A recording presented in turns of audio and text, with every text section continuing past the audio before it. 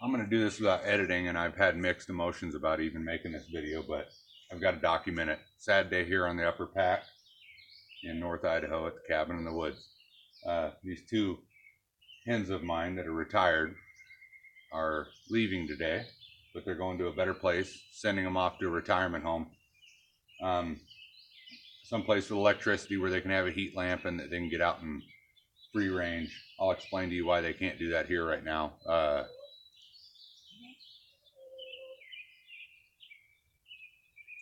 It's been an awesome 6 years with these girls. Kind of choked up about it. Anyways, got a cage in there right now that I'm trying to bait with some things, and they've been going in there. They know something's weird today. I got a really good friend that's coming to get my chickens and taking them to a better home. A girl. Yeah, I'm pretty sad today.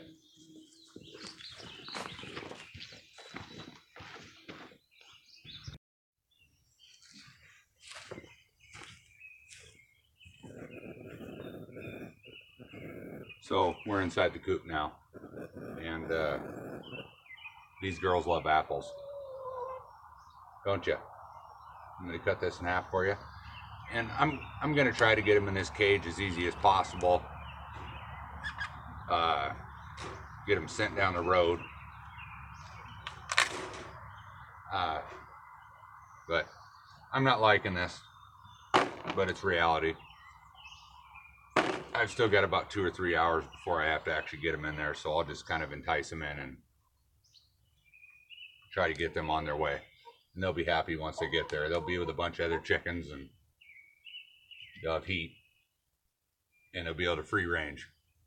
Now, the reason they can't free range right now, God, I don't even know how I can get into this story without getting choked up, but we'll save the beginning for later.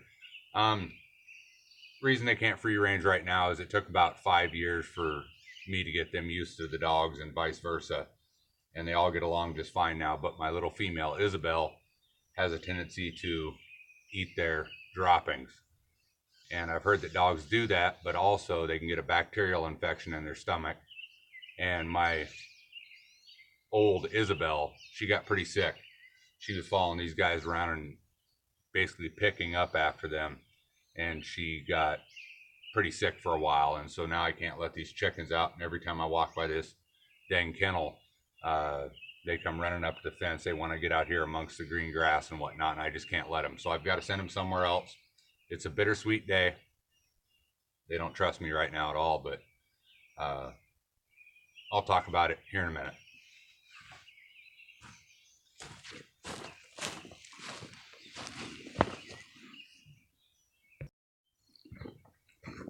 Well, like I said, folks, I'm going to do this unedited, so this might take a while.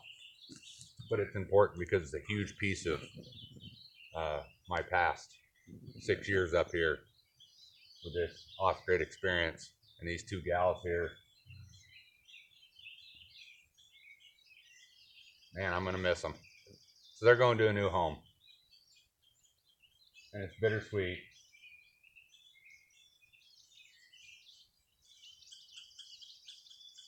And they know something's up. I'm going to drag ass in this video because I'm pretty emotional. See if I can make this long story super short. Right before my first winter up here, some neighbors moved in and got super excited and way in a hurry about doing livestock, and I ended up with about 30 chickens off of Craigslist that were about a year old, and they ended up with 2 roosters. And one rooster was about a 6-month-old white-crested black Polish rooster. Gorgeous rooster. Big white fluffy hair. I named him Einsteinski. Einstein for the hair and Ski for the Polish. They had to keep him in a cage because he was getting his ass kicked by the other rooster, and this poor guy was sitting in a cage with all these hens running around not knowing what to do. And I said, you know what, screw this, give me that rooster, I'll take him, but I want 2 friends for him. So I got 2 of these hens that were probably a year old at the time, and got them over here and built this makeshift straw bale house for him that was probably 4 by 8 by 4 feet tall. And turns out these hens started picking on that rooster pretty bad because he was so young, and started eating his hair down to the scalp until he bled. So I had to separate them. And it was a bad winter, folks. -10 for a week at a time, never above freezing. All of their combs and things underneath, whatever those are called, got frostbitten. And so I had to crawl into this little thing that I built and try to let these guys visit, make sure the hens didn't hurt him.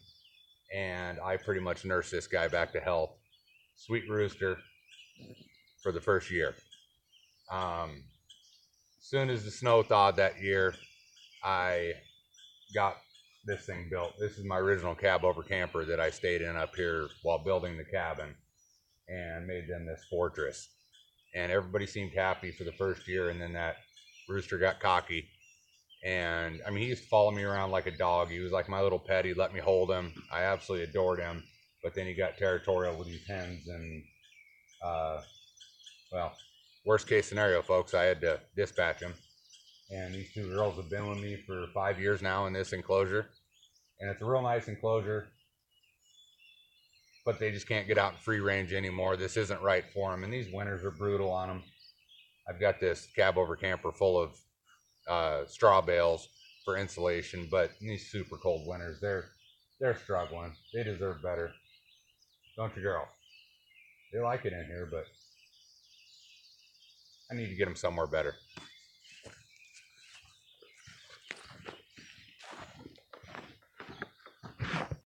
So I want to document a bit of my setup here that I built for 3 chickens. Now we're down to 2. This cab over camper was the first damn thing I bought right after the land, and me and my pops hauled it up here with a good buddy Clarence, which you'll hear about him later. We stayed in this thing for the first 1.5 years or so to build the cabin, and I turned it into a chicken coop because I didn't want to waste it. It's got some sentimental value, but I want to document it now because there's a good chance I might just crush this whole setup here and get rid of it, because there's quite a few mice in there, and it would make good storage, but it's kind of unsightly. So these 2 hens are probably in a 16 by 12 outdoor enclosure. I'm gonna have a tough time making this video today.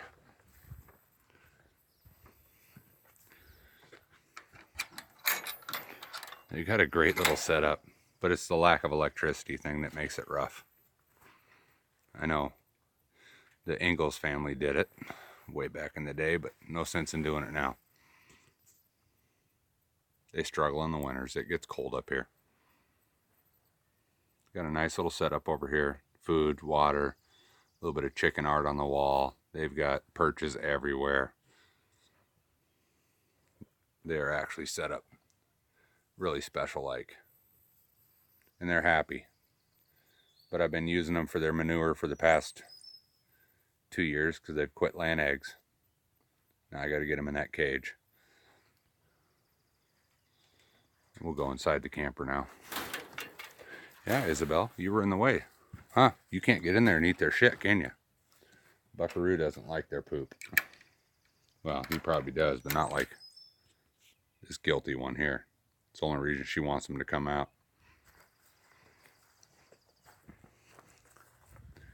It's a neat little setup. And they're safe and secure. Nothing can get in there. Knock on wood, right? Everything's been awesome. It's a neat, little, comfy, cozy setup for them, and the lighting's bad, of course. But like I said, I've got everything insulated with straw bales, and for 2 hens, they got it pretty dang good in here. But we got to get them to a place where they can free range and have a heat lamp and be happy chickens. No doubt about that.